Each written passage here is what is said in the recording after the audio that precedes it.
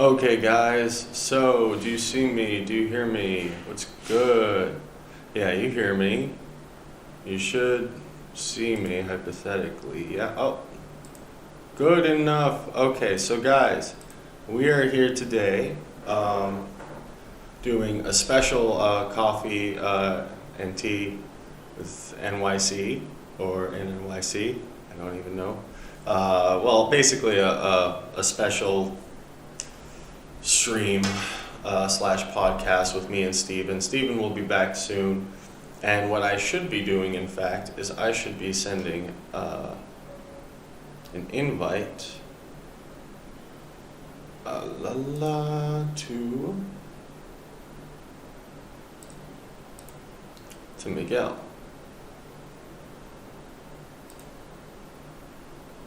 Copy invite link. Copy invitation, in fact. Okay, so. No? Anyway, you're gonna watch the whole thing, aren't you? Aren't ya? Alright. So, I'm wondering how you guys are doing, and before we get into it with Miguel, because we will get into it with Miguel, I want to get into kind of the state of NFTs at the moment. So what are the state of NFTs at the moment? So NFTs are a part of, let's say, Web 3.0. And what does that mean? Well, what that means is that they are a part of the crypto market. What makes them different than crypto is that they have far more, say, there's much more variety to what an NFT can be. So what that means is, basically, there's two sides to that. The side is, one side is that an NFT can be something completely worthless. Like an NFT can essentially be connected to anything. So an NFT can be something completely worthless, or it can be something incredibly valuable. And unfortunately, a lot of people don't have an understanding of, let's say, what would make an NFT worthless or valuable, right? So as, say, someone looking to invest or not invest in certain things, right? I think I made a mistake right there, but that's okay. I think I know what to do. Sorry, I'm trying to share this. There we go. This is this is what I need to. Okay, so it's fine. Sorry. So basically, as someone looking to invest or not invest, essentially, in NFTs, even if you know exactly the difference between a good NFT and an NFT that isn't so great, basically, the unfortunate fact is that, and sorry guys, I'm obviously working on my computer while I'm talking to you, and because I'm going to Zoom with Miguel, I have to share my screen with you rather than just share, let's say, because if I hooked up my camera directly to the streaming software, that would make it so I could not Zoom with Miguel, which would be uncool for Miguel. So, what? There we go. So I'm sharing what I can. Now I'm going to, okay. So now you'll see me again in 5, 4, 3, 2. Aha, and Steven is here. Steven's just been being patient. And don't worry, you can, they can hear us because OBS claims that they can hear us. Okay, and we are using the Zoom instead of the, you can see what we're doing. Yeah. We're good. Yeah, I've used Zoom before. Cool. So, blah, blah, blah, blah, blah. So I was explaining, this is Steven again. Hi, guys. Hey guys. So I was explaining basically the state of the crypto market right now and how, first off, because, not the crypto market, the NFT market right now. NFTs, yeah. Yeah, so NFTs are essentially, there's so much diversity that can go into what an NFT is, and NFTs as a whole can range from anything from completely worthless to incredibly worthwhile and valuable, and like something that, say, runs the programming of an entire house or building or car or something like along those lines. So, so how does one bridge that gap between people who understand these things and people who don't, and that market creation, let's say, how do people get into the market? Well, there's a man I know with an answer, and I love his answer.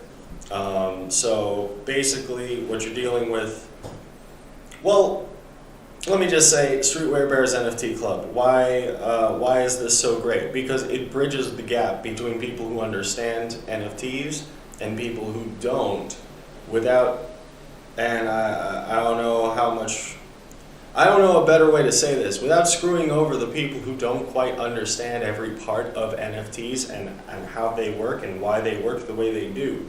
And also making them an important and integral part of what makes essentially, what will make them inevitably valuable, if that makes sense.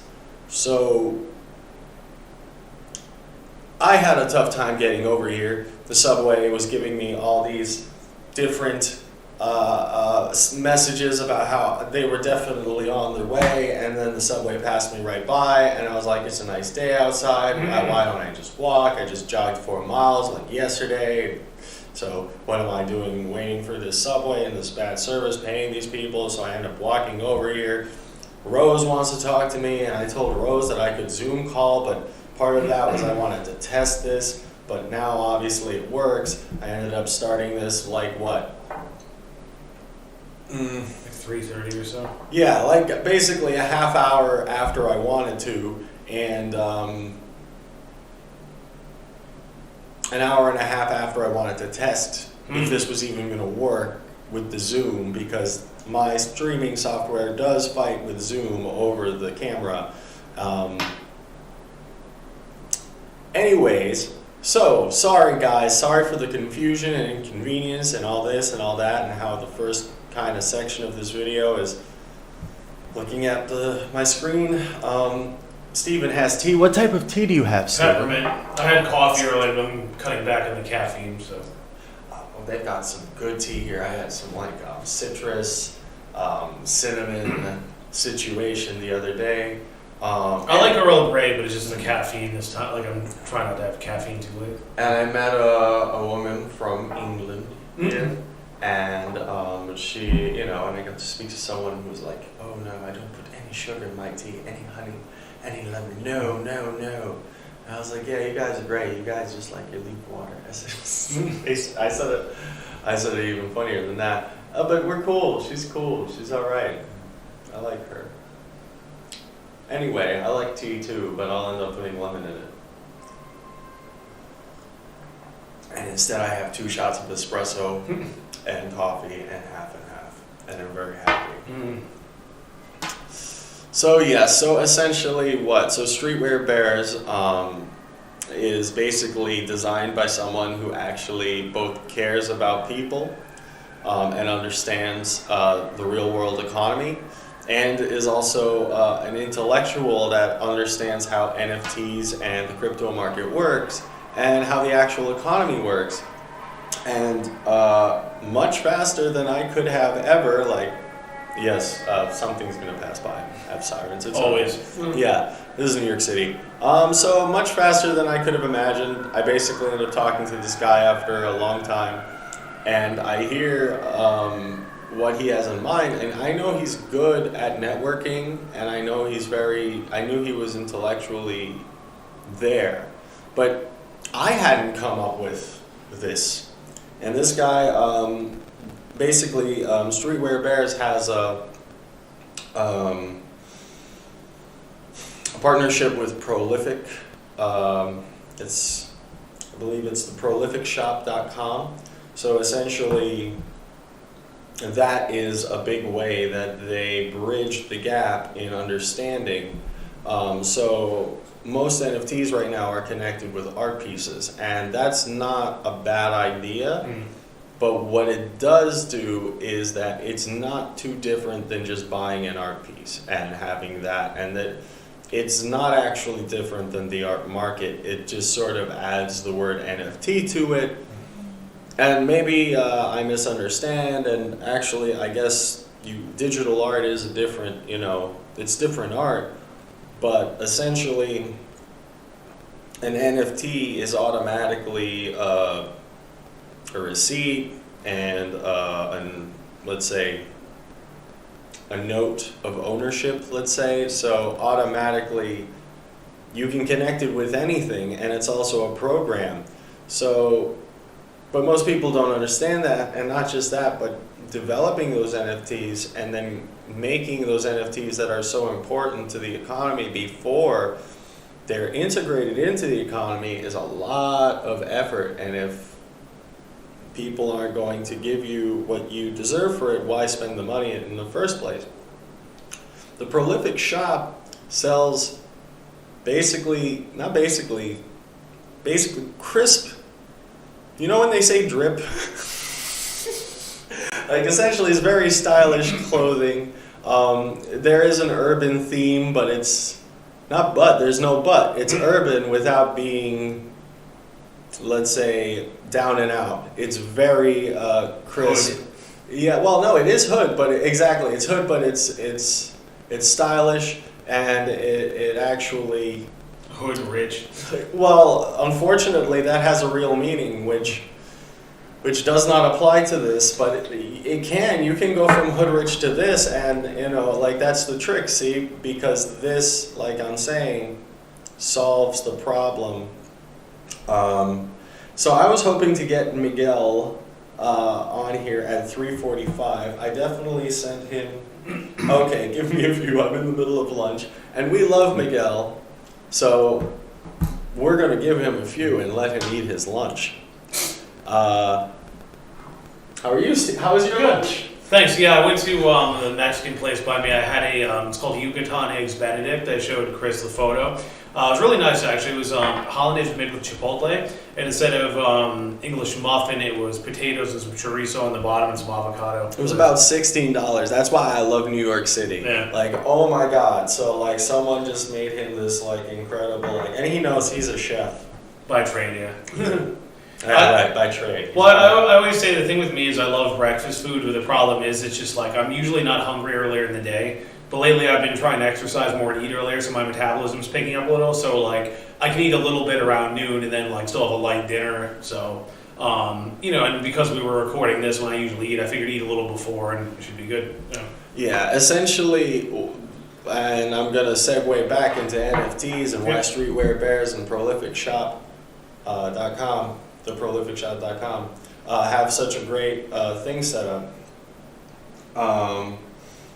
So imagine, and I think you understand to a degree what NFTs are and why they can be valuable and why they can't. So, and I think you understand how hard it would be as someone on the street trying to convince someone your NFT is valuable until that day, when the news says it's valuable all of a sudden and everyone agrees. Yeah. Right?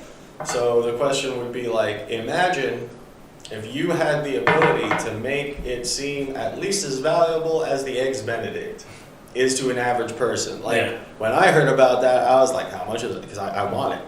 I don't even care. If he had said 20, 25, I would have been like, yeah, let me make a time and space to try this Mexican Eggs Benedict. That sounds amazing. Oh my God. He was like, I can make it cheaper. Yeah. I was like, don't say that if you're not going to. I will challenge you. I will pay you. That's what it comes down to me with food and value. Like, I don't want to pay money for something if I can make the same thing just as well or better for less, because it's like, I mean, that I didn't feel like that was a reasonable price. But that's why I don't eat out like in Little Italy, for example, because it's basically like mass-produced lasagna. It's like you can go to the store and buy that. Anyway, I'm definitely spoiled in Italian food in that way, and I'm not even Italian, but it's like, I would never spend money outside on Italian food. It would have to be some Like on pasta? Like never. Like why? Why would I? Well, you went to Pasta's the easiest. you went to Babo with me and mom and them, yeah. For you. And what did I have? Quail. Quail, yeah. Quail with cranberry beans, I think. Yeah. What? That's not normal. Like that's not something that I can make myself. Like I cannot. And again, it was that goes to my point. I don't mind paying a little money if it's something that's kind of involved I'll in go taste. to an Italian place. Yeah. I'm not a snob. It's just pasta. It's just literally pasta is not snob shit. Like pasta is like, like literally it's like rice, but how much do you really spend on rice? Like Don't tell the Asians that. Well, I don't know. I love rice. I'm saying I'm not going to go to like an extra, I don't know, expensive Chinese spot and just get their like normal-ish rice and be like, oh yeah. There was a high-end place near Validia. I think it's still there. I forget what it's called. It's in where Le Cirque used to be in the Bloomberg building. It's like a higher-end Chinese place. I heard it was really good, but I never went there. Yeah, I'm willing to eat, like, obviously, well, I'm not a chef. This man is a chef. I love listening to the things he has to say and learning about how food is made because I love food and I like cooking myself. But I just like cooking myself. Like, there are so many things that I'm incapable of right now I'd love to know how to do. That's all. Sure. Yeah. And the things but then there are things I know how to do really, really well, like pasta or rice, right? And it's like, okay, so why would I, Well, pasta is simple. It's just a little bit of finesse getting it right because it's like you have to work the dough so much, let it rest, work it again. It's not complicated, but it's a little bit of time and like finesse to get it just right. If they make it by hand, I'll let them. Yeah, that's okay. Like that's what I'm saying. But like you're saying, 90. You said it already. 90% of these people don't bother, and I feel bad for people because people don't know, and that's why I try to tell people context of everything because literally there's nothing wrong. Like you can get that same stuff and make it at your house and. But spice it up. That's why I'm not better.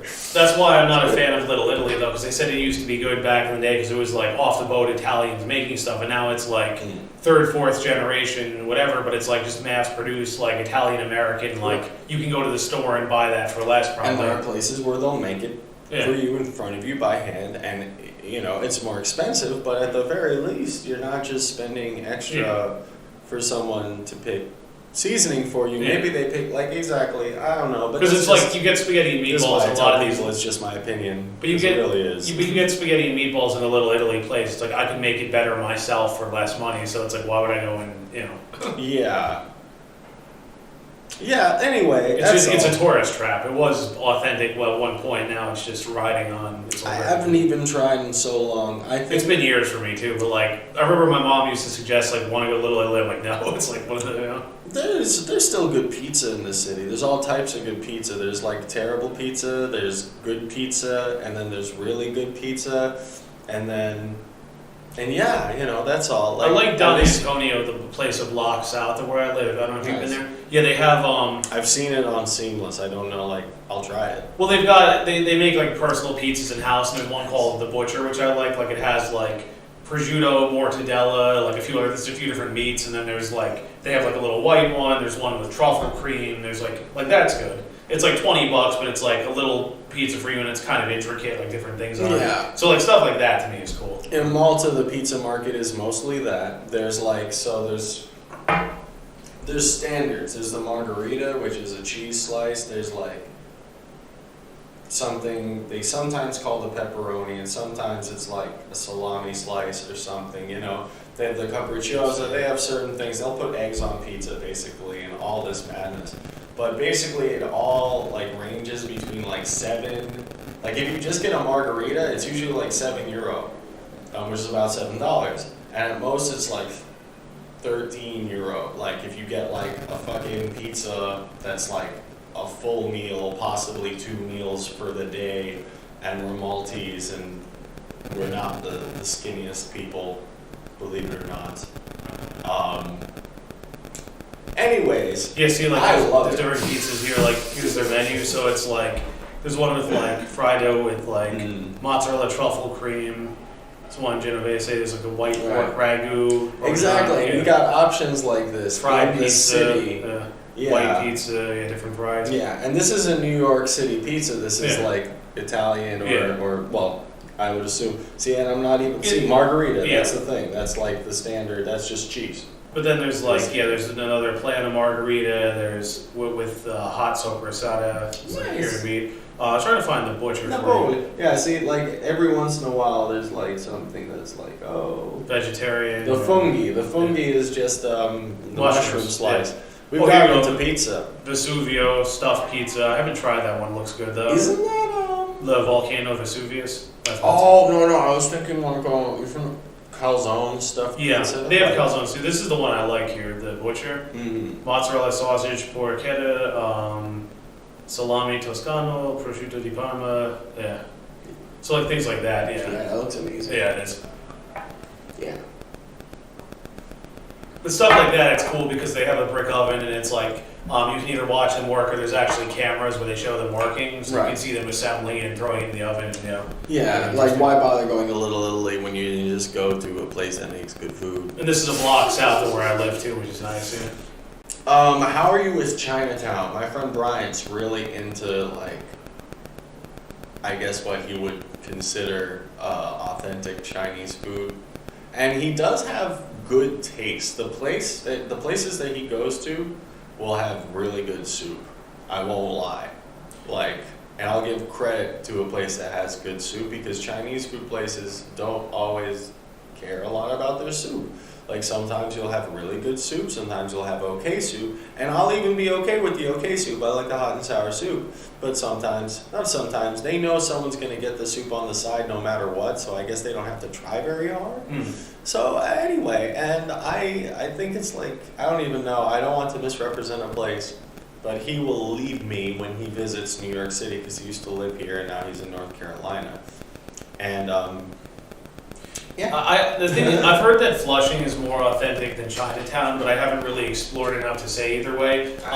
Because Chinatown's where like Chinese people go, whereas Chinatown's more touristy. Like obviously there are like Chinese people working and running the places, but that's where like Flushing is where like Chinese and Koreans who live here go to eat. Mm-hmm. So like if you go to my friend actually told me there's a food court where it's like an all Asian food court. There's like a Chinese place, Japanese, Korean, Vietnamese, all this like in one food court, and it's in like that looks really cool. It's in one of the malls there, I forget, but they say you can get like a lot of good dim sum and things. Prices are very low, but quality is good. It's just Flushing is a ride out there. Like I want to check it out, but it's just one of those like I have to have a reason to go there because it's just so far. No, of course. Do you know about the food court below ground around here?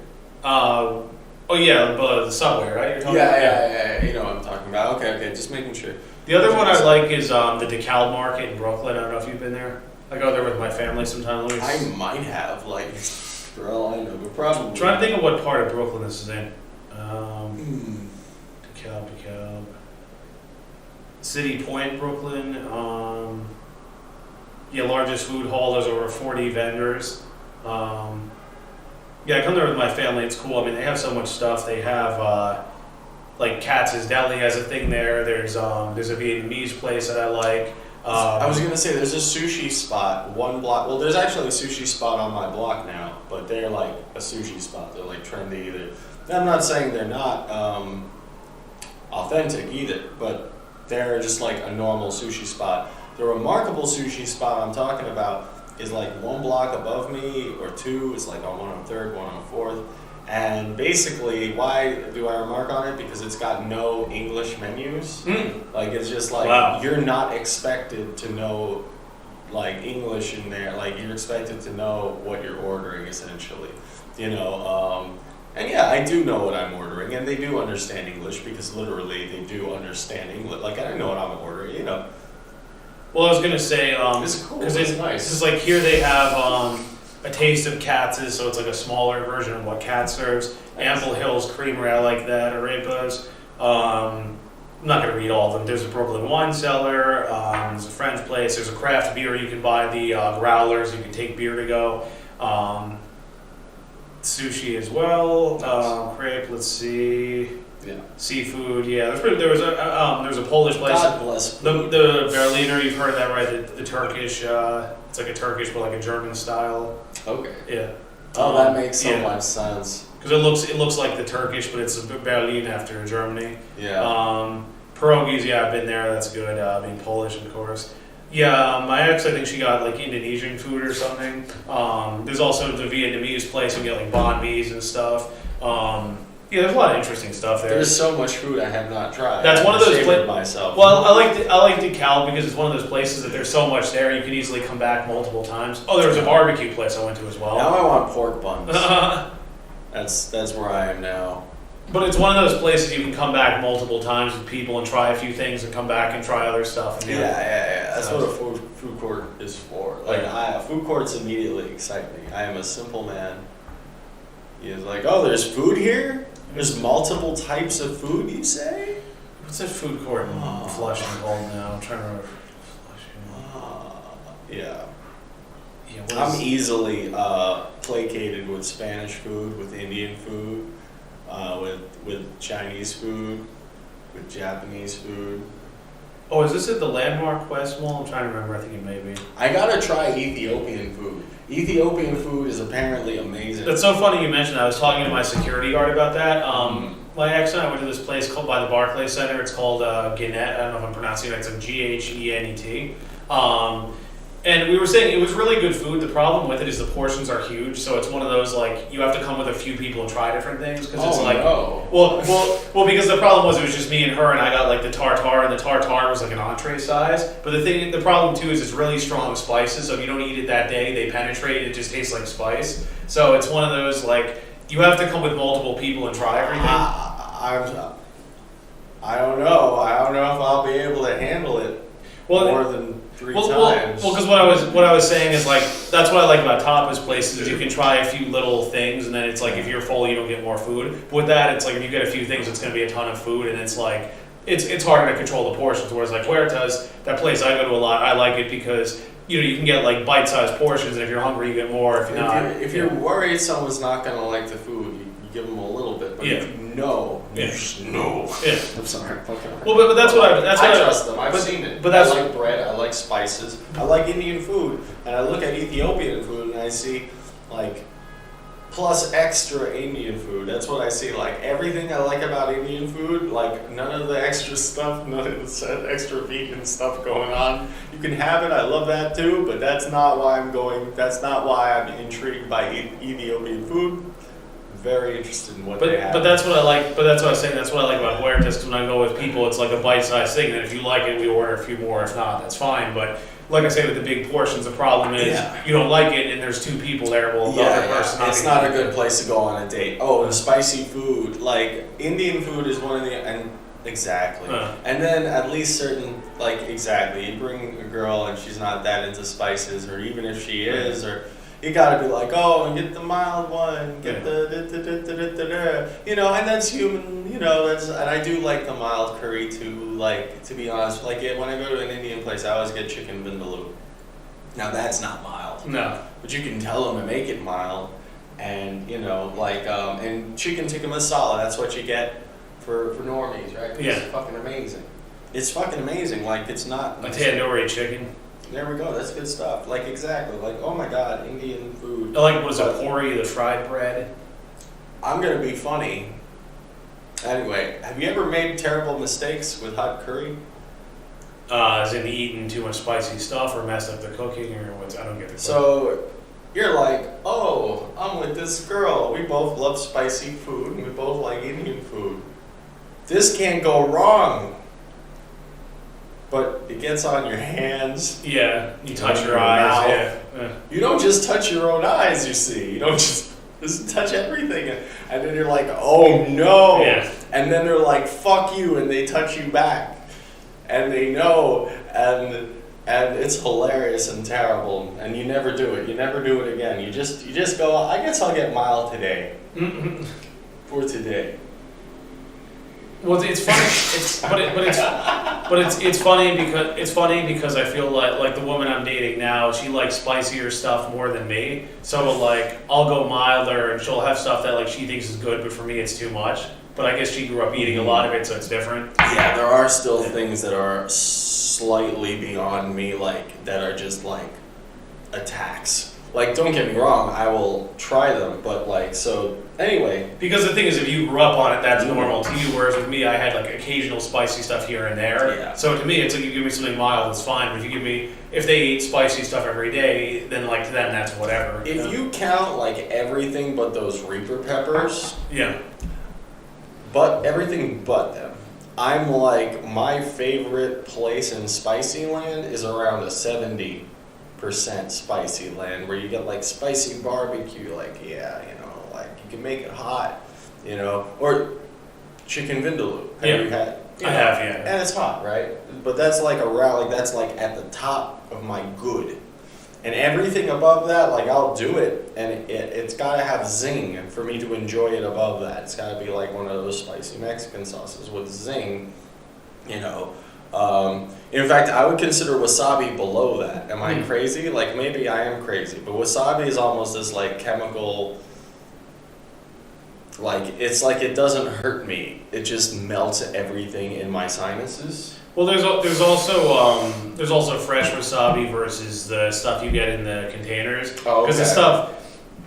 the stuff you typically get at sushi places. When Megan and I worked at Neta, they had that, like, there's the cheaper stuff that's like comes in packages. It's frozen. You have to thaw it out and use it. Like, it's not as good. And the fresh stuff is nice, but it's pricey because you have to get the roots in fresh, use them up before they go bad. Nice. So it's like you grate a little bit on each dish, but it's cool because it looks like horseradish with a black peel. So you scrape off the skin a little bit and then you grate it over the top, and it's really nice. But again, it's pricey because it's like that, like the stuff. The raw stuff. It's Well, yeah, you have to take because- care of it on the way. Yeah, and all that. exactly. The stuff, like, it's the same thing with yuzu. Like, fresh yuzu is expensive because you're shipping a fresh fruit. That's why it's either juice, candy, preserved, or something, so it lasts. That's why I love these people. You see all these words I don't understand? That's all food.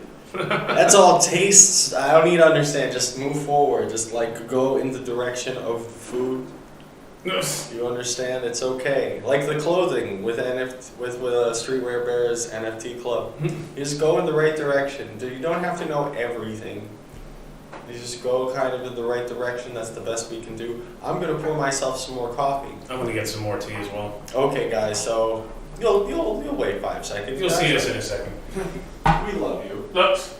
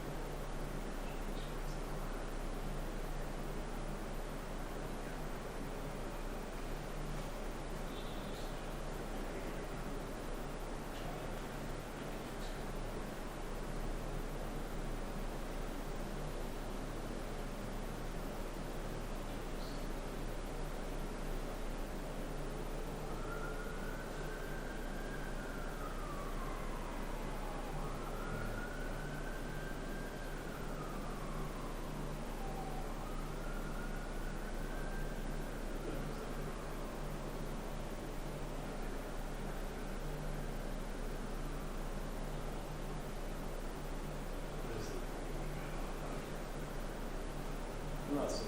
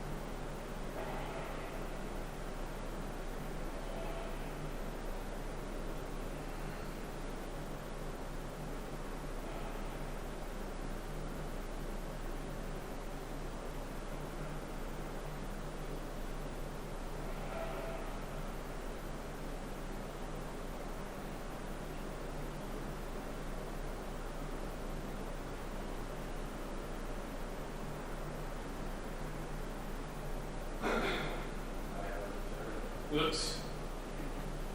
You can talk to them. Well, what happened was I started to write out a post before this, and I was left on that, so I wanted to finish that.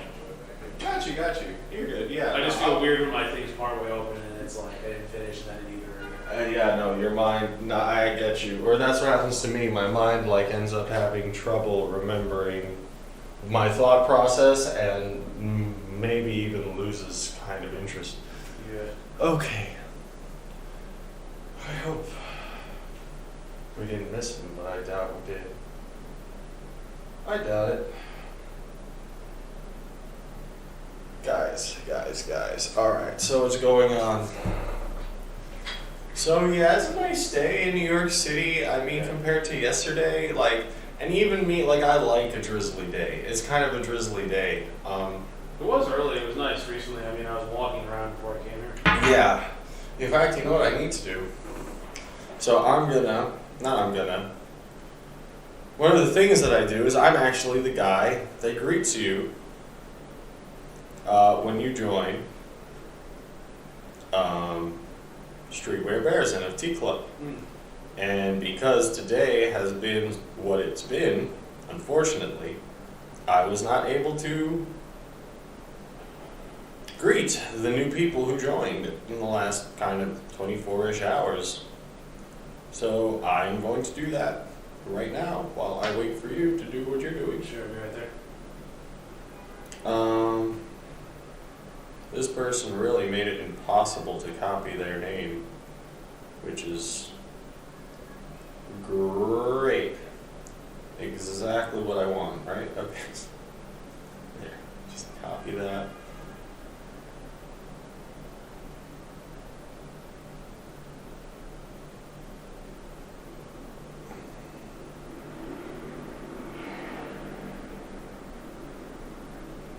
Okay.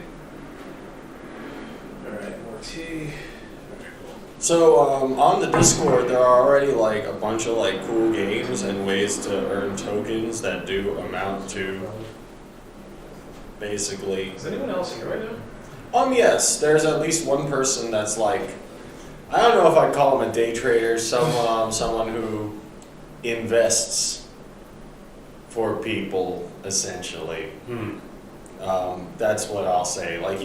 Remember when we were walking by and you saw that door, Yeah. And you can, I'm not going to say the name of their company because I don't want to be caught up in any nonsense, and it's none of my business, and good luck to them. God bless them. We all work. I invest money too. Good luck to you, sir. There's at least one person here. I didn't check on this floor. I assume there's at least 9 people hiding in the ceiling, listening to my every move, like normal, like when I'm at home or in the bathroom. I'm joking, guys, obviously. I don't know, I didn't check this room, because I didn't care enough. I definitely didn't check downstairs for a specific reason to do with extra snacks that might be lying around, because that would be crime is wrong-hearted. There's a character in Superman who's great because he talks like that. He's like, he actually looks like you. Really? He's like an old sailor dude. Oh, jeez. He's in the cartoon, and he's like the good guy in the background. Like, he's nice. Like, I don't know. He's almost there to represent the good people of Metropolis who aren't, say, extra intellectualized, because Metropolis is the city of the future. It's kind of the inverse of Gotham. So it's like, who is the folksy person in that? And it's like a sailor dude, a fisherman dude. Like, anyway, I forgot his name. Oops. He Sorry. looks like you. It's funny. He does. Let me, sorry. Welcome. I'm still screwing up at like one of my only jobs with this guy. I feel terrible. Well, I'm not really screwing up, but I haven't done this yet. And this guy's name was impossible. Look at this man's name. The first two letters in this man's name are a face and a snowflake.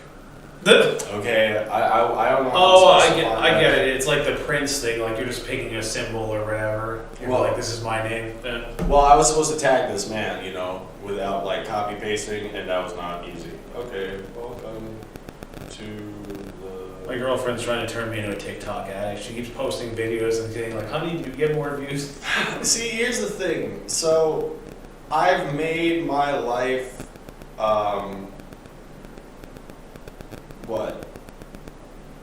advertising for people, like getting people more business and spreading awareness in a way like that. I attempt for a viral situation, right? But really, there's a lot of things that have viral natures to them that my nature is just against it. Like I can't, like Twitter, like TikTok, and you can make so much money so fast on these things, and it's like, and my mind just goes to why? Well, because it's vapid, because like anything can happen real fast on these things. You could say the best thing in the world and get accused of horrible things in like 5 seconds on this creature machine, and I'm just not interested. I prefer to be able to speak in longer, You just look at like forms so that people can understand what I'm saying. Because look, like she did some videos on her own. She got like 30 views, 11 views, whatever. With me, 1,763 views, 200 views. God bless you. Like, exactly. And then I see great things happening on it. Some great, amazing things that are nothing like the things I hate. So it's like, okay, and I will be, I'll do it for other people. I'll do it for my clients. Yeah. Because I'll do almost like, so long as we're not selling poison. That's my standard. Don't sell poison. And don't lie.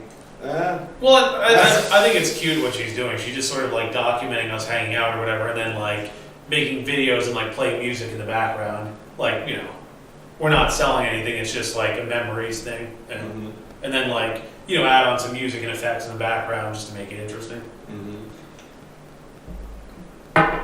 Yeah, and he felt bad because he was like, oh, I'm gonna have to make you work on Sunday, and that's like one of the things I avoid. But really, it's a club. It's a social club. I don't even feel like it's work. Like I don't mind welcoming these people. Just really today, I had like such a not a day. Like it's like the universe conspired to make this day not happen. And I was like, well, I guess I will do it late then, because this is taking place now. And I walked here, and Steven was waiting for me. Thank you, Steven. You're welcome. Usually you're here already, but I was eating lunch, and then I guess your train was delayed, and Yeah. Hey. Welcome. Sorry, guys.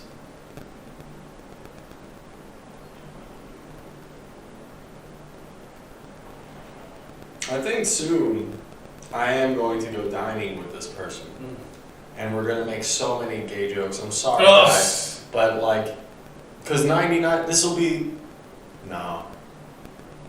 Well, you know that was the thing. I used to dine with Daniel.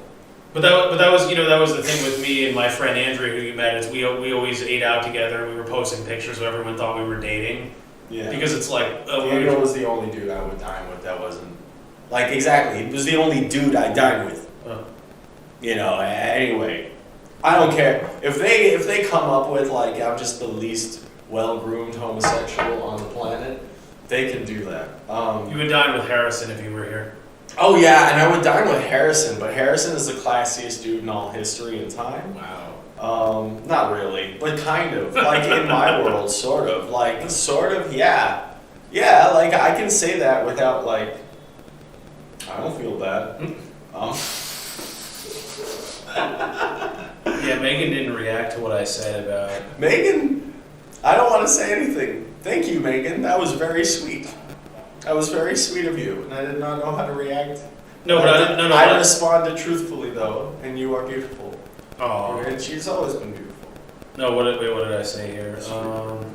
I'm married to Harrison. I will never cheat on Harrison. And then that's a real quote. But then she never responded. I was like, oh, I was hoping she would say something. Yeah. Laugh or something. I don't mind you repeating that. That doesn't even mean anything. I was just curious to see how she would react. StreetWear Pairs NFT Club. Welcome to StreetWear Club. See how long this takes? It's just this. But it's just me. It's not just me. Usually, people actually like. So I care. Care about people. So people take up more focus than like I end up having to be alone to do like 90% of the work that I actually make my work. Like I end up having like I can literally like I can listen to an economic journal and be playing a strategy game and listening to music at the same time. And if there's a human being next to me trying to engage with me at all, I won't even be able to listen to the economic journal, let alone play some game and listening to music and all of this. Well, with me, you've played a game, but then you've listened to me. But it's a strategy game. It's different because if it's like turn-based, you're doing it on your own. So it's like you don't have to react to things in real time. Like you can listen and then you can do something and then Well, in a real-time strategy game, with me anyway, you get reflexes. You end up with reflexes, and if you don't have reflexes, you get screwed in the meta. But I like the adjusting the speed thing too, because like when you're waiting for like your soldiers, if you play like the Total War game and you're waiting for your soldiers to march across, you can speed it up so you don't have to watch them march across. But then if you need to make more calculated decisions, you can slow things down or do normal speed. Yeah, I love that stuff. And then you can make decisions, and then when you're retreating and just mopping up whatever's left, then you can speed it up because it's like it's just gonna go on its own. Yeah. Anyway, I'm kind of a one-trick pony sometimes in a way. But did you ever actually play StarCraft? Yeah, I used to play it. It's been a while, but yeah, I remember as a teen. Because that's basically my what? I don't know. That's That came out a while ago. Oh, of course. It's basically have they improved on StarCraft? Well, it was StarCraft 2. Did you play it? StarCraft 2 was pretty cool. It was good, but was it an improvement?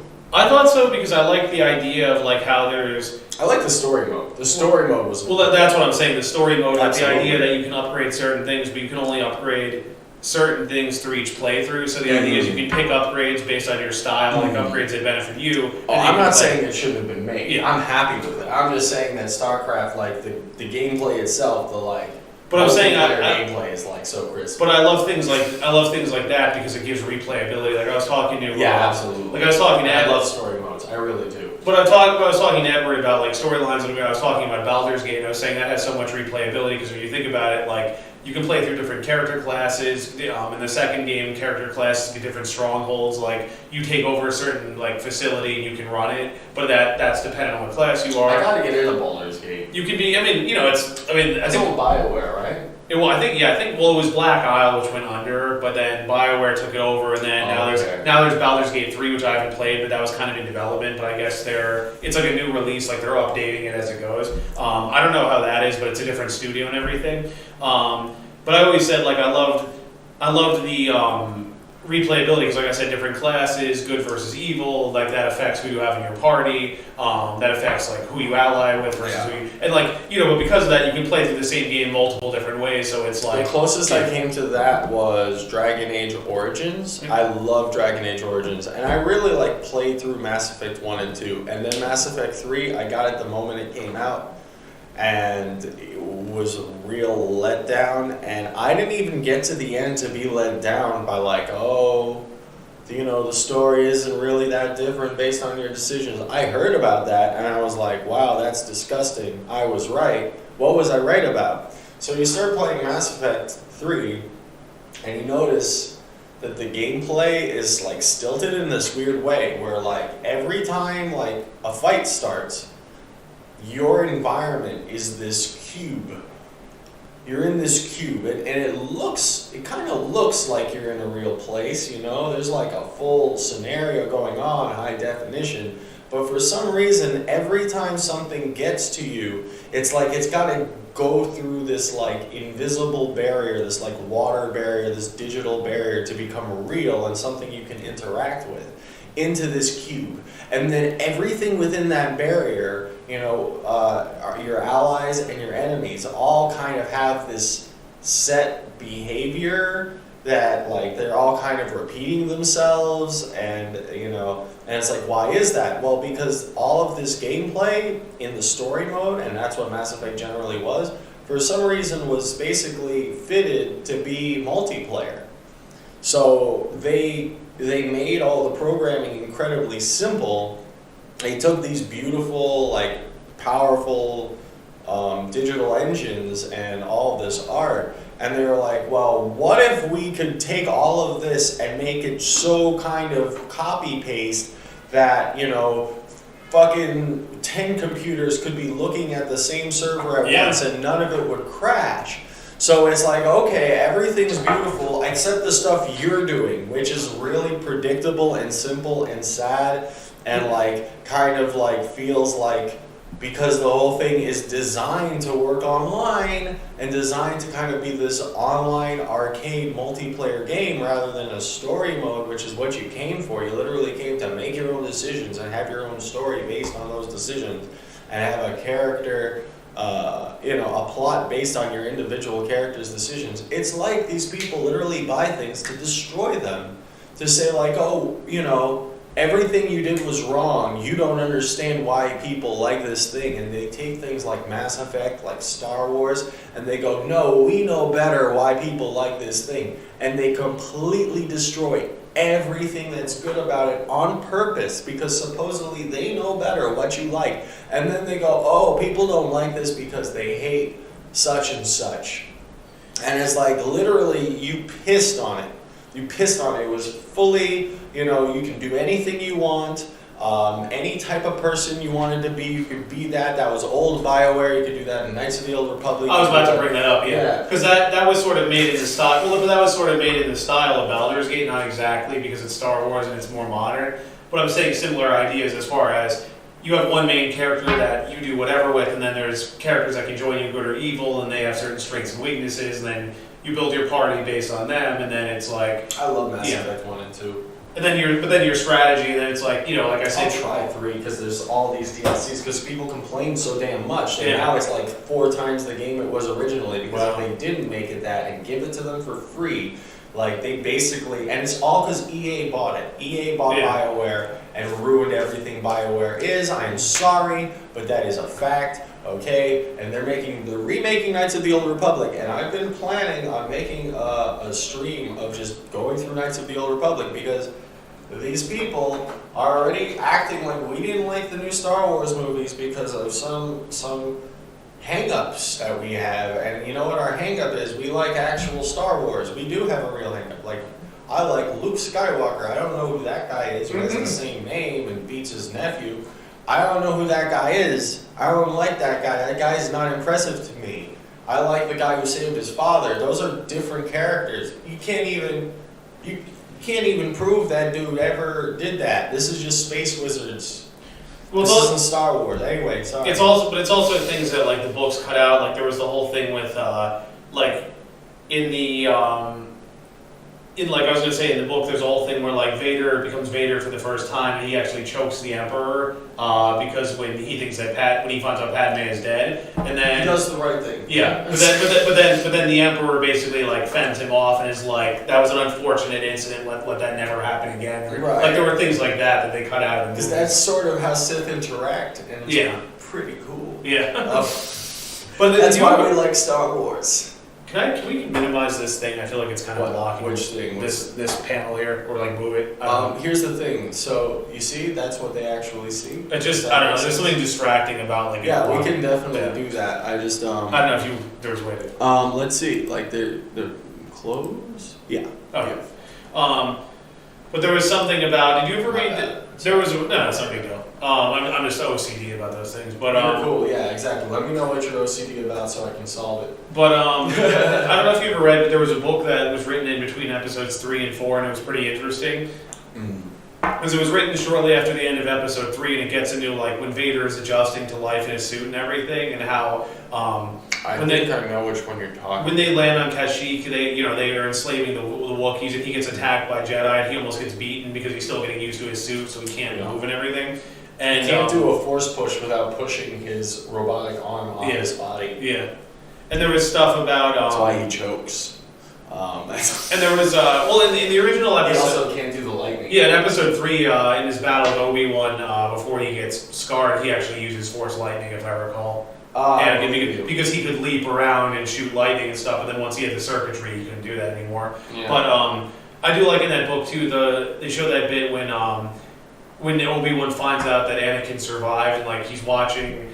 He's in the Mos Eisley cantina, and they say Darth Vader, and he freaks out because he realizes, wait, that's him. He survived, and then Qui-Gon's voice basically speaks to him and says, like, look, he survived for a reason. He still has a role to play, all that. And Qui-Gon's a yeah. genius. Sorry. And then there's another book where, because remember he spoke to Yoda as well, and Yoda basically said, like, you were a wise Jedi, but I couldn't see it. Like, I submit to your teachings. And Qui-Gon was the one who taught Yoda how to come back as a Force ghost and all that. I thought that was really cool. Yeah. Yeah, that whole Force Ghost thing is interesting. So, well, anyway, I'm sure you understand why. So it's like, okay, so this Force Ghost thing, so this is a martial art basically that you learn, right? So, Yeah. Okay, and then, but is it? Because then how did Darth Vader get that? Did Darth Vader know it before? Did he get it from Obi-Wan? If he knew about it before, then why was he confused that Obi-Wan had it? And then, it just, anyway, don't get me wrong, it's all for poetic like beauty, and like that's what it's really there for, I even honestly think that they shouldn't have put Hayden Christensen in there at the end, they should have had like old man Anakin. Well, then, they be Luke's father, not like, I guess like wouldn't legit, like imagine you just went through that and you see like, I'm going crazy, is that Obi-Wan? Oh, is that Yoda? Who the fuck is that young person? That looks absolutely nothing like the person I just met. Well, they actually brought back the older man though, Sebastian Shaw, I think was his name, because he was in the original, and they did Hayden Christensen, and then they went back to Shaw because I guess people said something, and I was like, that's how They you brought it back again. Yeah. Really good. Yeah, good. because That's great. because the thing was the idea. Well, because the argument for Hayden Christensen was the idea is that's when he was Anakin and Yeah. not Darth Vader. Yeah. But that means that he wasn't redeemed at the Yeah. end when he spoke to Luke. And that's said, you were right, Luke. You were right. and that's why they brought it back, because enough people said that, and they're like, okay, let's finish the story as he did become Anakin again, and he redeemed himself.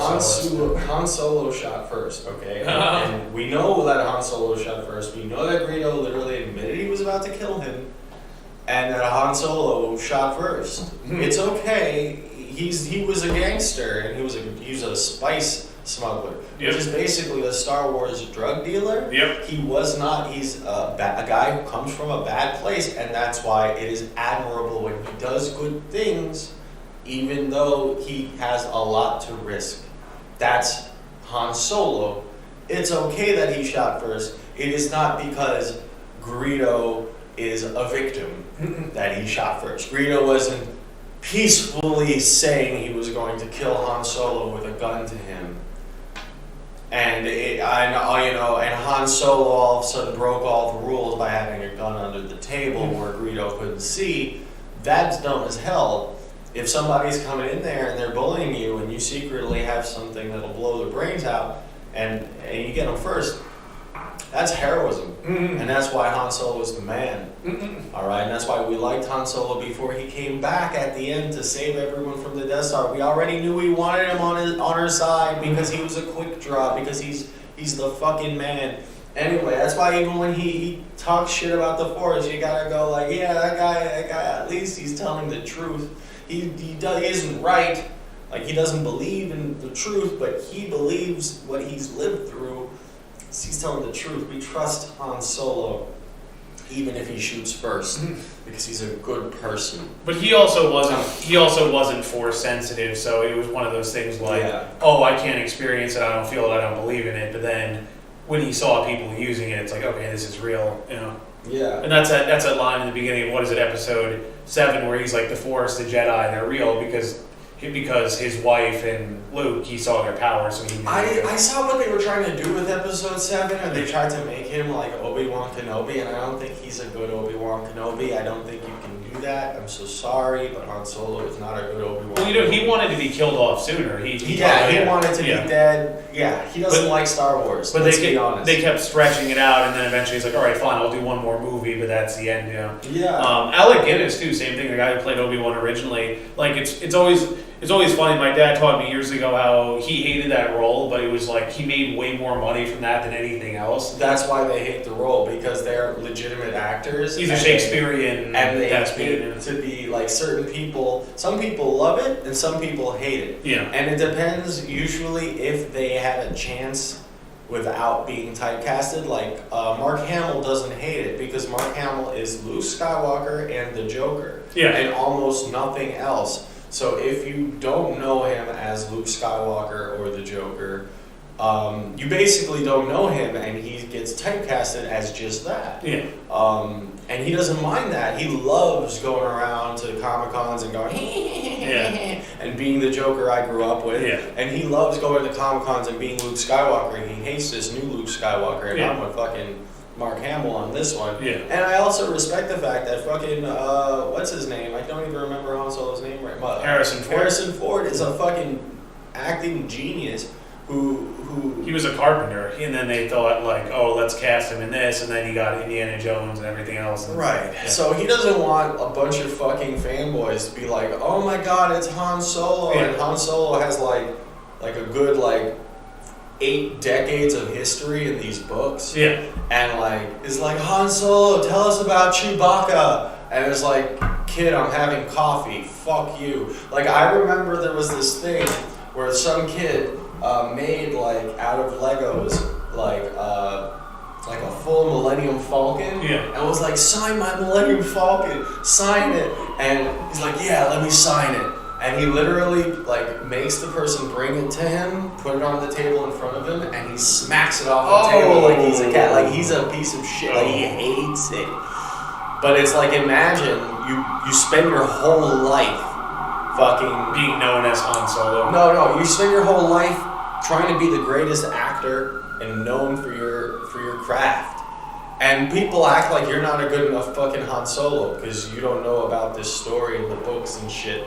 You know what I'm saying? Well, I get it. But it's the same thing. If you've ever seen Alec Guinness's other work, like if you saw, did you ever see Cromwell? That was very good. I've never seen Alec Guinness not do something right. So every time I see Alec Guinness, he's spot on. Is what I'm saying. So in Cromwell, Richard Harris played Oliver Cromwell, the title character, and it has also that dude who played.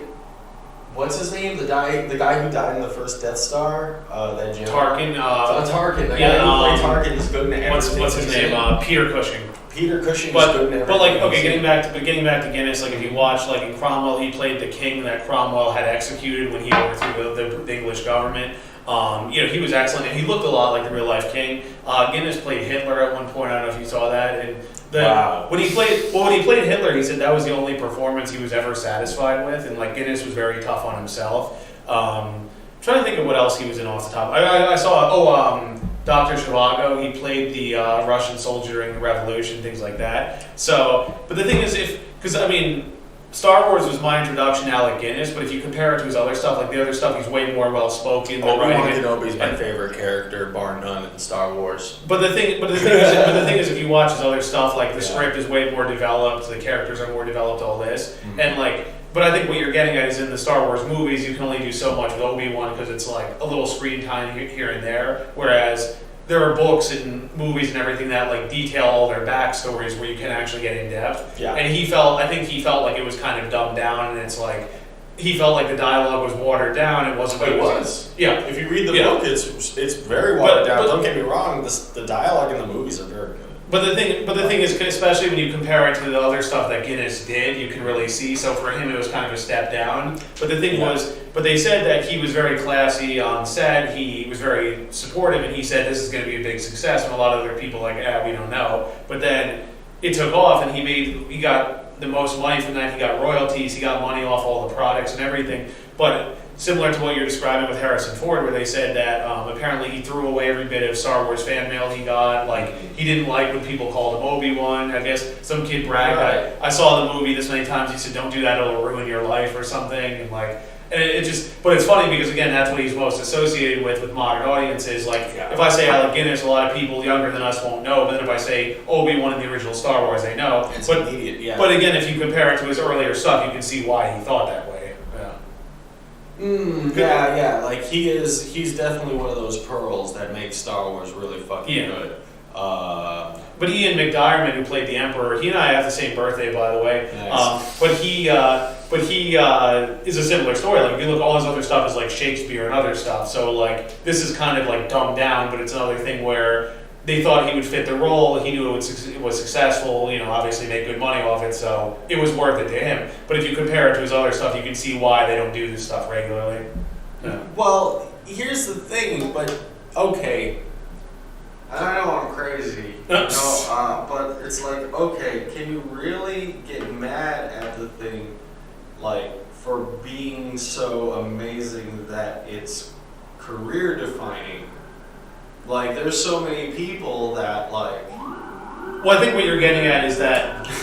Like Mark Hamill. Hamill was nobody. But it was... Now he is Luke Skywalker. But it relates to your other point about they don't want to be typecasted, and they did this because they thought, like, okay, it'll do okay, let's see how it goes. And ultimately it became really successful, but it wasn't the style they wanted to do. So then, like, they don't like being associated with something that they're not trying to do ultimately. But I respect that. But at the same time, I'm sure they're grateful for all the money and everything. Like, right. That's so the thing. that's a challenge. That's like, the thing. Like, how much of a dick can I really be to the hand that's feeding me? Yeah. And only a little bit, Yeah. and only because maybe I don't need that much. Maybe it is overkill sometimes, and someone else can get it. Like the guy don't get me wrong. What do they call it now? They call it Han Solo. I didn't watch that movie. I didn't want to. I knew that they were going to destroy Han Solo. Han Solo, as I said, is a gangster who does the fucked up thing first because he can tell by the look in your fucking eyes you're a piece of shit and you're telling the truth. You're not bluffing. And he'll fucking murder you if he has to. He's not some fucking person like some women. He's literally, you know who he is in the books, okay?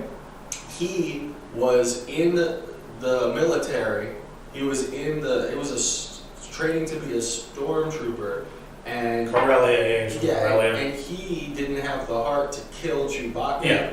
And so they escaped together. Yeah. Basically, Chewbacca showed him nobility. The life debt, they call it. He had more, exactly. He had more respect for Chewbacca than he did for his superiors, and he was already better than them anyway. So he just broke out and left and stole some shit and became a gangster. That's Han Solo. He's like the opposite of like, oh, poor boy Han Solo, like freaking Aladdin. Don't get me wrong, I love Aladdin, and there's nothing wrong with that story, but there's already a story, and it's Han Solo, and you turning all of these things on their heads to be like, oh, no one expects this. But who cares if no one expects it? No one expects it because it's not fucking true, because it's specifically designed to be the fucking opposite. Like Luke as this hopeless old man, that's That's never going to happen. He literally, we saw how his path ends. We saw Obi-Wan Kenobi go, look, if you strike me down, I shall become more powerful than you can possibly imagine. And he lets the guy kill him, and it's true. Yeah. Like, literally, we see that they are right, that the worst things can happen to them, and it's good for them. You push them, they go harder. Yeah. It's it. You can't go, oh, but really, they're too scared of their nephew, they'll beat their nephew. Like, no, those are different guys. That guy would never lift a hand to hurt that person, because that guy literally has already been, like, we've already seen, like, oh, he's willing to put down his sword. If he loves somebody, the guy could be stronger than him and threatening to kill all his friends at once. And he's like, no, I won't fight you, because literally I can see how this is wrong. A whole trilogy, and then another trilogy about how he was right, and that this guy was manipulated the whole time, and the Dark Father is not really that dark because he is a father. Yeah. And there's a whole thing about it, and you guys went like, no, because bad things exist, so really you can't make decisions. And then like, oh, I can't even. Sorry, Miguel texted me.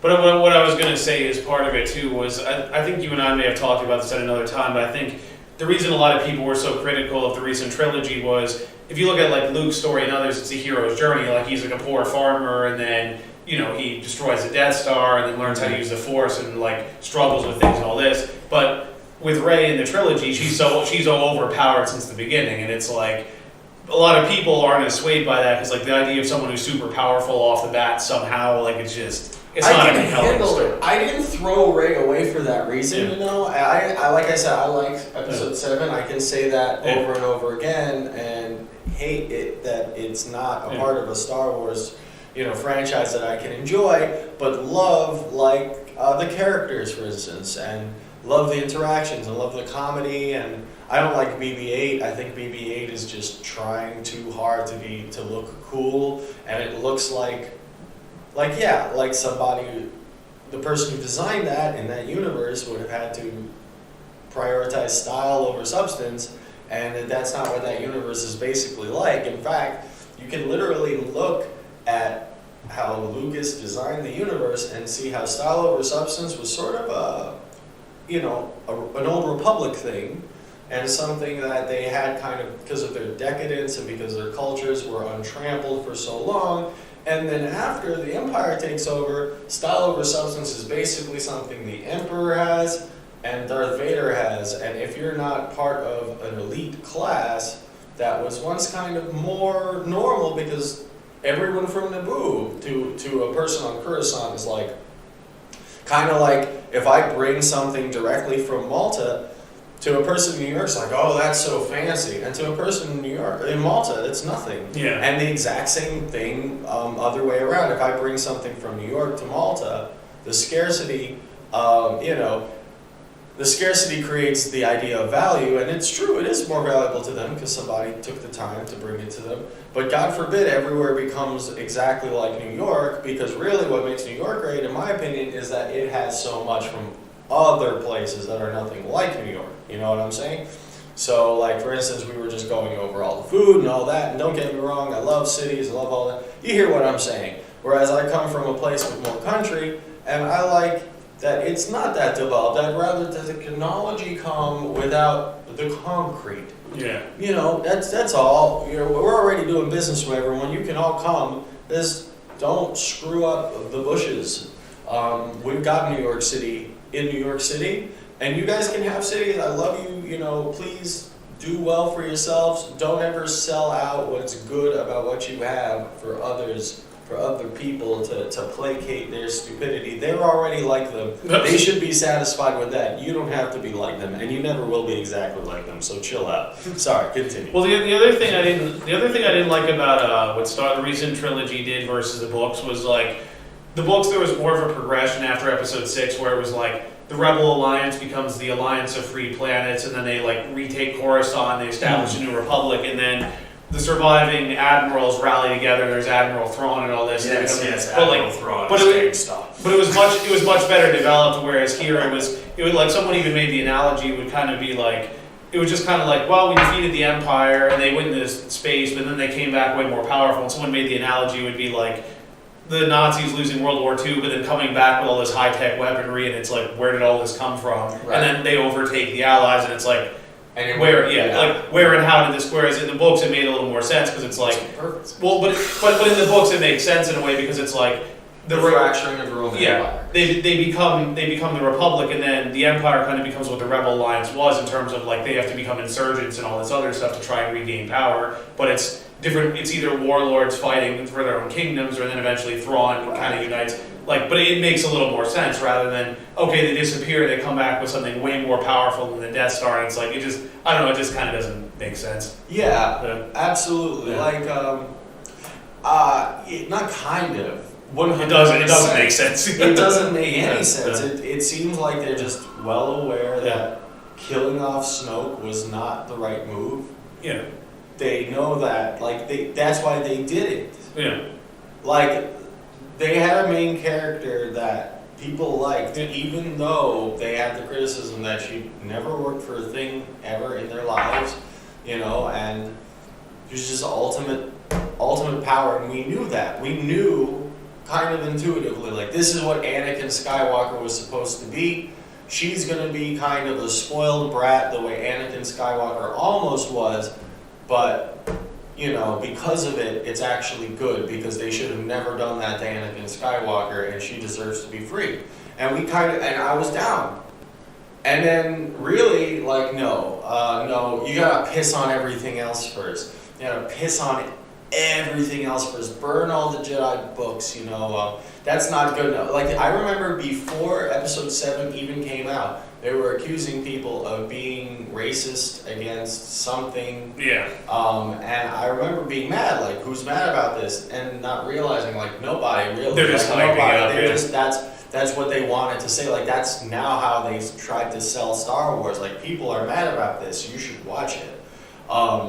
Well, because the other thing I was thinking of, Nobody was, right? It was No. great. It was a great movie. Yeah. And people were mad about Episode 8 because Episode 8 was literally a bunch of guys pissing on the things that we like. yeah. Um, Well, because the other thing you could compare is some of the stuff that happened in the books with the Empire. It's kind of like when the Soviet Union fell, where like all these arms are floating around, and then like you could say like the generals and admirals who became warlords were the equivalent of like what the Russian mafia was. Like Yeah. all these KGB guys and everything, they become their own entities, and then they make enough money and they become arms dealers, whatever, and then they get into legitimate businesses because they have the money. And then that's how we have these Russian oligarchs today. That's why you have these Russian billionaires that are being sanctioned because of the whole war. I and know, everything. I'm crazy. But it's like, but that's what it was born out of, and it was the same thing here. Like, oh, these warlords, these generals and admirals turn on each other because there's no central authority, so they just kind of rule their own domains, and then they either surrender, they become part of the new system, or they get defeated. That's and, real. That's it real makes life. it makes sense. Yeah. What I'm thinking is it even possible that the people who made Episode 8,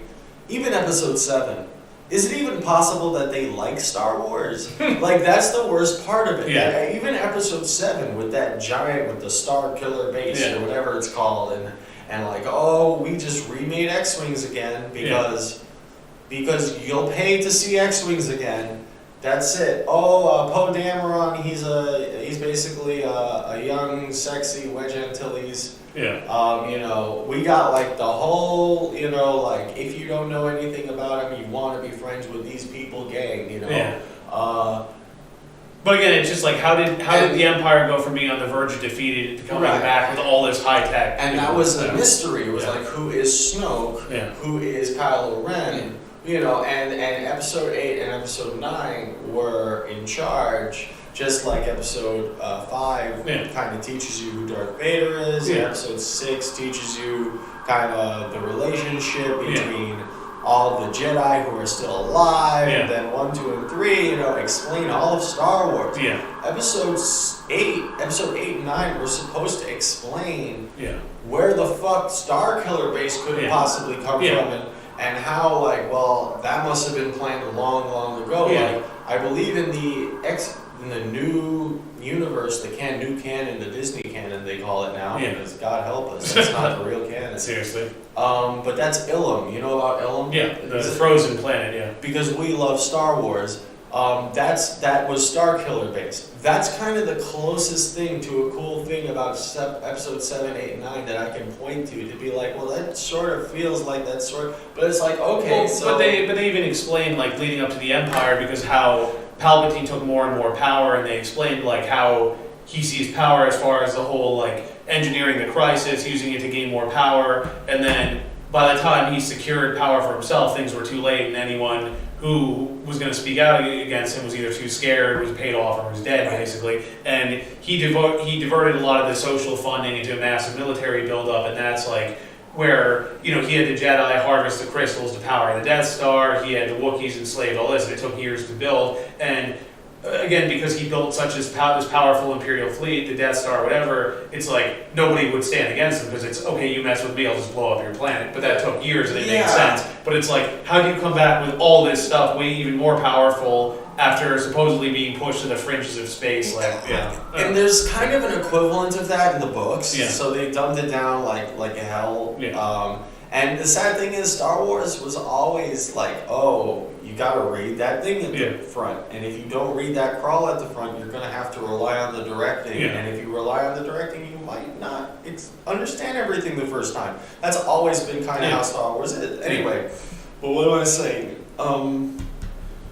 But we were talking about, there was more, like, I feel like there was more of a progression with the books, like it made sense, rather than just, how did these people... The whole universe has a map, right? Yeah.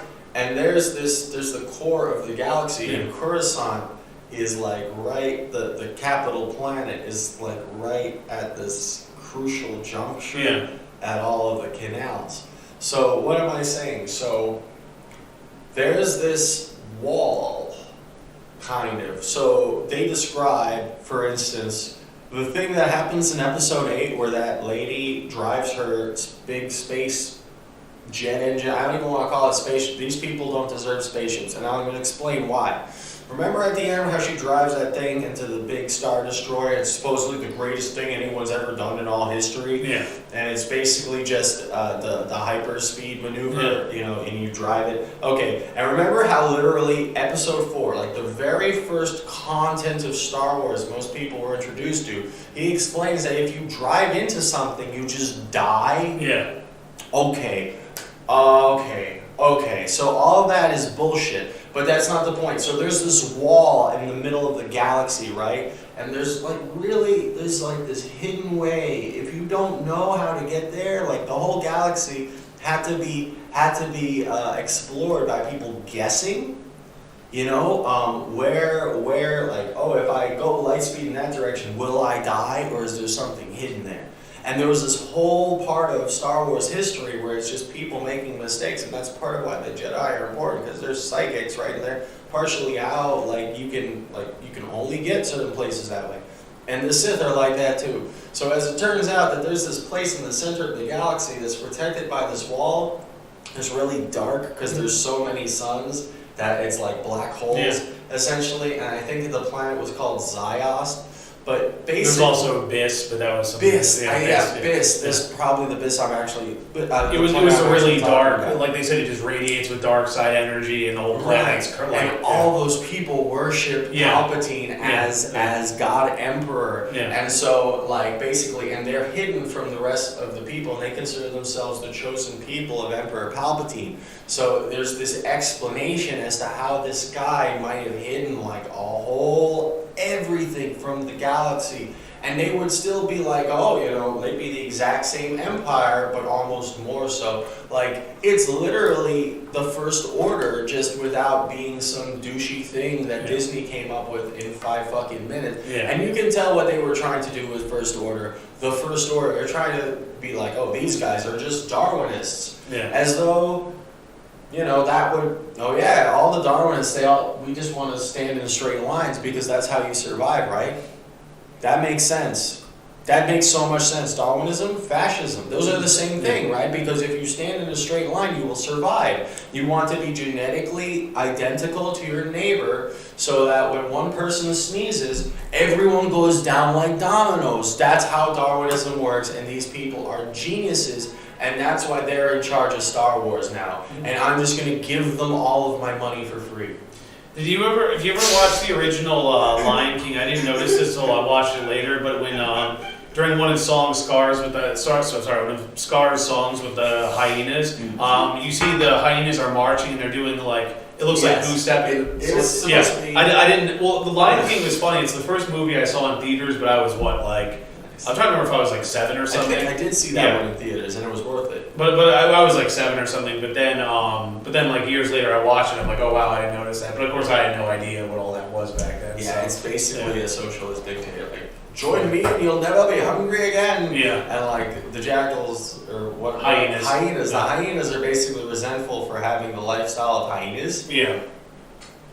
You know, and it's like, oh, the lions are oppressing you, and then this guy takes over, and he's literally a lion too, but he just says everything you want to hear, and everything goes to shit because he's just fucking up the whole law of nature, and he just ignores it. He's just like, don't mention my opposition, and then everything's fine, and you got the people walking in the straight lines.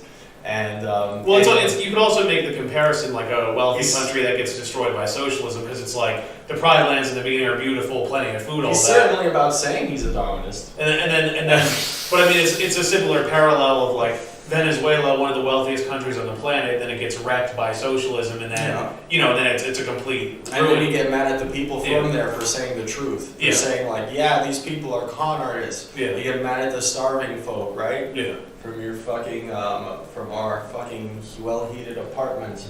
Well, they're still well-heated, but while people are fucking trying to convince me to pay more for the heating because it's so hot outside. It's just getting hotter, isn't it? But that's our imagination. But that's always what annoyed me is like, they praise like Hugo Chavez or whatever, but then like, oh yeah, things are great, he's providing healthcare, but then when things fall apart, all those same people are silent. It's like, you want to focus on the initial stages where things seem to be going well, and then when things fall apart, suddenly everyone's quiet. It's like you're a con artist telling people what they want to hear to gain power, and then when things fall apart, you look the other way and pretend like, oh, we'll get it right next time. Mm-hmm. Like John Oliver made some comment about like the problem in Venezuela isn't socialism, it's mismanagement. It's like no, that's the whole point. The government's trying to manage the economy. That's the core aspect of it. Yeah. Well, people don't understand economics, and I don't fault them for that. I literally did not understand economics not one bit until the age of like 24, 25. And that's pathetic and saying something, and I don't say that without like a second thought. Like I thought I understood economics, and that economics was just stupid. And there's things that are stupid about economics. They're dumb as fuck because people don't understand economics, and they're in charge of it. Economics is basically the science of why shit is where it is. Human action. Well, Mises, to use Mises' term. Really, that's complicated. Well, but it's purposeful human action. Praxeology is studying of purposeful human action because psychology is why people do things, ethics is how should people live, technology is the means, and then praxeology... It's more than that. But praxeology is... of let's say, like what do you call it? An environment, a biological environment with no ecosystem. Humans. An ecosystem still has an economy because a market, let's say, because a market is just resources and how they are distributed. Yeah. So once you describe how resources are distributed, what you've described is a market. Well, I wouldn't even use the term distributed because that's sort of like I would say, but how they're allocated. Because the thing is, when people say distributed, like wealth distribution, redistribution. But that's the difference between politics and economics, and that's why people not understanding economics just goes horribly fucking wrong. Because you say distributed, and it makes it sound like people meant for things to be there. Yeah. And it's like, no, you could have absolutely no humans involved, and there's a market, and it's free. And believe it or not, anyway, it's so complex, and I need more coffee. And I'm honestly, guys, we're gonna take a break. Why? Because Miguel is busy. And Miguel's the man, I'm never going to fault him from being busy. And I definitely let you guys know, if you're paying attention, that later today I'm going to stream with Miguel. I want you guys to hear from the man himself. What's so great about Streetwear Bears NFT with me. And I got Steven here because Steven's just the man, and Steven just helps me out a lot, and I appreciate it. Happy to do it. Yeah, and he probably has more YouTube fans than me. And I live nearby, so it's convenient. Yeah. Oh. Thank you, Stephen. Yeah. But thanks for coming. I'm gonna try to get back to you today. I don't want to bother the man too much. He said he would be free, and then he's constantly working and making this thing more than what it is. You can't fault him for that. Yeah, and literally, exactly. I don't fault him for it. Mm-hmm. I'll see you guys in probably an hour or so, Sure. depending on what he's doing. Thank you for listening as always. All right. See you guys soon.